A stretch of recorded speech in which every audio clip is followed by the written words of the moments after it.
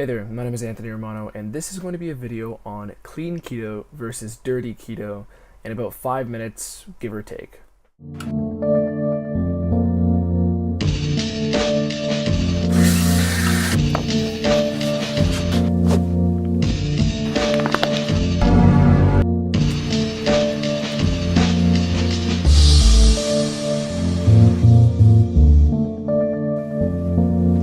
So people want to know, what's the difference between a dirty keto diet and a clean keto diet? Does it mean that you can have bacon or something like that on a clean keto diet? But this is basically going to answer all that for you. You can have bacon also, just so in case you're wondering.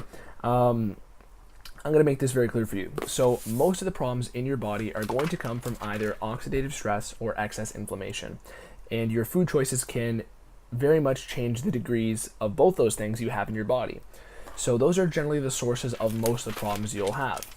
And although that's not exhaustive, it's pretty solid of a category to put things into, of a box to put most of the problems into. So in general, it's going to come down to mostly avoiding things and then certain things to consume. So I wrote out a little pyramid here, and basically, starting off with things you should avoid. You should absolutely avoid processed fats and processed oils. So what this means is cut out vegetable oils, cut out canola oil, cut out sunflower oil, cut out any sort of, try to minimize seed oils like flaxseed and hemp oil or hemp seeds. And the reason why is this: when you have processed fats and processed oils, they're exposed to very high temperatures when they're creating them, and this makes their fatty acid chain very susceptible to being oxidized in your body. So what that basically does is, this is going to cause havoc in your cells, and this is what's actually going to contribute more to heart disease than consuming bacon or saturated fat. And if you're getting healthy sources of saturated fat, you don't need to worry, because your body is made of saturated fat. All the fat on our bodies is saturated animal fat. And whenever you do any diet, you're forcing your body to eat that. It's meant to eat saturated fat. When babies are being breastfed, they're eating predominantly saturated animal fat. That's also where the nutrients are stored in animals. So avoiding processed oils and avoiding processed fats is a big starting point. And I actually have that at the bottom of the pyramid here. The next thing I have is avoiding trans fats and reducing excess omega-6 fats. So trans fats are, again, another processed fat for the most part, and because there's some that are naturally occurring. But trans fats basically wreak havoc on your cells, because the second you consume them, they kind of start becoming the fatty wall in your cell. So if you're consuming these things on a regular basis, it's going to change your cell structure to one that is very unnatural.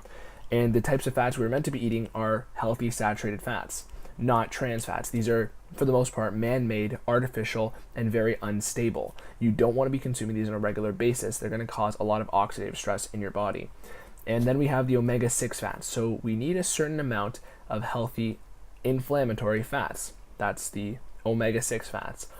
And every time you're injured, you need a certain amount of inflammation. However, if you're pounding back, tablespoons of hemp seeds in your yogurt every single day, or you feel like you're a little bit achy, or maybe you have some sort of inflammation problems in your body, you might want to cut out the excess omega-6. This is not entirely necessary. Cutting out trans fats and processed oils is way more important, but if you're somebody who has inflammatory issues, cutting this out is very important.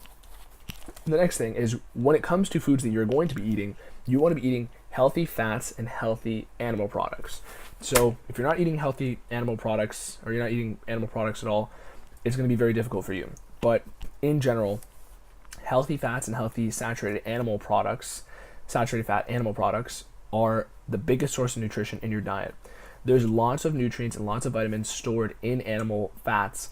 And if you're getting healthy, so example, trying to prioritize grass-fed animals, trying to prioritize pastured eggs, putting a little bit more money into the luxury, well, that's what we call them nowadays, but the more natural animal products and animal foods, this is going to do miles for your health. You can still get grocery store food for the most part, as long as it's minimally processed, but the gold standard would be grass-fed animal products, pastured eggs, things that are untouched. When you're buying a butter, You want it to be yellow because that means that animals were fed a healthy diet. And you don't want it to be white, or don't want to eat margarine or other processed fats. So that's another point, a great source of nutrition in your diet. And the next thing up is reduce processed food and snacks. So overall, when you are reducing processed food, it's in the aim to reduce the amount of inflammation and the amount of oxidative stress you're consuming. Well, creating in your body by the foods you're consuming. So when you are reducing processed food, you're often reducing the amount of processed fats that are going to be in your diet, because they're probably in some foods. Even like some protein bars have sunflower oil and seed oils in them, so it'd be better if you cut those out. Also, some of them have trans fats. You want to cut those out as well. And also, when you have a processed food, it's often created in a factory where there's perhaps other mold toxins or other toxins that could get on the food in the processing. Not a big deal, but example for a lot of things that are coming heavily from grains, so even like a grain bar, which you wouldn't be eating on keto, but it's a good example for the mold perspective, would be they're exposed to more toxins, more pesticides in the production of those things. So anything that comes from a grain source or some sort of crop is going to be more exposed to those types of things, or any animal that would be eating predominantly of those sources would be higher in toxins. So that ties into the next point of toxin management. Very minimal part of the puzzle. It's basically just an extra step once you have these things settled. And that's going to essentially come down to certain things like when you're cutting out processed food, or if you are going to have processed food, take a look at the ingredients to see if there's anything that you think would be processed in a factory with lots of grains, perhaps not in the best conditions, that type of thing. Not as important, but it's still a piece of the puzzle. The last thing is personalized macros. So basically, this is very unimportant. It's just that if you are doing all of those other things and you still feel like you're not at a good energy balance, then you would need to perhaps increase your fats for more energy, higher ketone production. It's not going to necessarily mean more fat loss if you're doing this for a fat loss diet, but you are going to have more ketones and you will feel better, a little bit sharper, a little bit clearer.